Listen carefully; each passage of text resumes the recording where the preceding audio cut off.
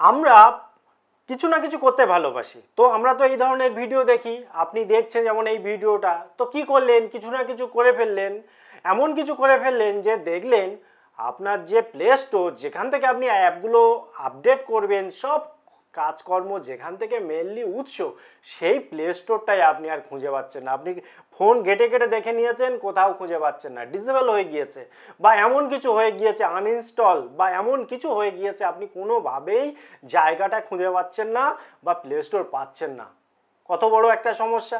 আজ না হোক কাল আপনার হতেই পারে, আপনার না হোক আপনার বন্ধুর হয়েছে, হয়তো সে ব্যস্ত হয়ে পড়েছে, খুঁজে খুঁজে অস্থির হয়ে পড়েছে। তো আজকের ভিডিওটা আপনি দেখে রাখুন।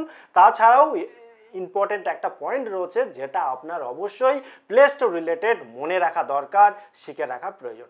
আপনি কি করবেন, কোনো রকম প্রবলেম যদি প্লে স্টোরে আসে বা খুঁজে না পান, আপনি সিম্পলভাবে আপনার ফোনের যে সেটিং রয়েছে সেই সেটিংয়ে একবার ক্লিক করে দেবেন। ক্লিক করার পর স্ক্রল করতে করতে নিচের দিকে আসুন। আপনার ফোনের কোম্পানি মডেল বিভিন্ন হতে পারে, অনেক কোম্পানি রয়েছে, একটু এদিক ওদিক সেটিং থাকতে পারে। আপনি মেনলি যেটা করবেন, আপনার ফোনের অ্যাপগুলো যেখানে রয়েছে সেইখানে যাবেন, অর্থাৎ অ্যাপের ভেতরে যাবেন। অ্যাপ ম্যানেজমেন্টের ভেতরেও থাকতে পারে, নর্মাল অ্যাপও থাকতে পারে। তো এখানে দেখুন অ্যাপ ম্যানেজমেন্ট রয়েছে, এখানে ক্লিক করলে এখানে সবটা রয়েছে। এবারে এখান থেকে আপনি খুঁজতে শুরু করুন যে প্লে স্টোর কোথায় রয়েছে।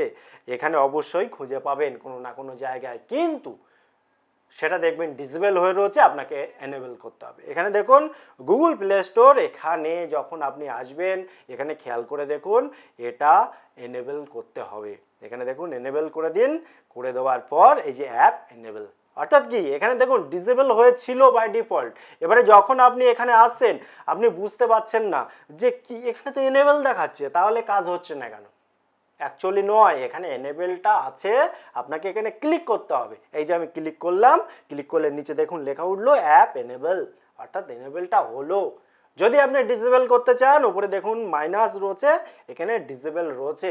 তবে আমি বলবো এখানে খুব বেশি ইম্পর্টেন্ট রয়েছে একটা বিষয়, সেটা হচ্ছে অনেক ফোনের ক্ষেত্রে আমি খেয়াল করে করে দেখেছি, অনেক ফোনের ক্ষেত্রে এই যে এনেবল ডিসেবলের এই পয়েন্টটা থাকে না, সেখানে ফোর্স স্টপ থাকে আর আনইনস্টল থাকে।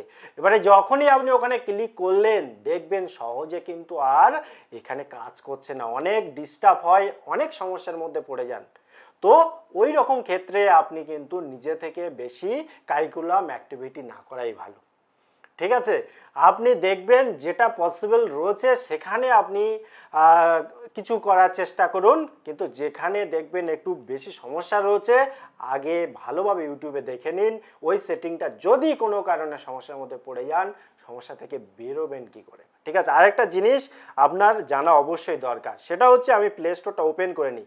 প্লে স্টোরটা ওপেন করে আপনি হয়তো জানেন, যদি এই চ্যানেলের ভিডিও দেখেন তাহলে অবশ্যই জানবেন, সেটা হচ্ছে এখানে দেখুন একটা জিনিস, এখানে সেটিংয়ে আসবেন। সেটিংয়ে আসার পর এখানে আসার পর দেখুন অ্যাবাউট রয়েছে, অ্যাবাউটের এখানে এসে এখানে দেখুন প্লে স্টোর সার্ভিস যেটা রয়েছে আপডেট প্লে স্টোর, এখানে আপনি অবশ্যই প্লে স্টোরটাকে আপডেট করে নেবেন, মাঝে মাঝে আপডেট করবেন। এখানে যখনই আসবেন আপডেট করে নেবেন, তাহলে কি প্লে স্টোরও কিন্তু আপডেটের অপশান আগে ছিল না, চলে এসছে, বহুদিন চলে এসছে। তবুও আপনি যদি না জানেন অবশ্যই এখানে এসে আপডেট করে নেবেন, তাহলে দেখবেন সব থেকে বেটার কাজ হবে এবং সব থেকে বেটার আপনার অন্য অন্য অ্যাপগুলো সুন্দরভাবে কাজ করবে। তো টোটাল ইনফরমেশান কেমন লাগলো অবশ্যই কমেন্ট করতে ভুলবেন না। আবার দেখা হয় পরবর্তী ভিডিওতে, ততক্ষণ ভালো থাকুন, সুস্থ থাকুন, বাই বাই।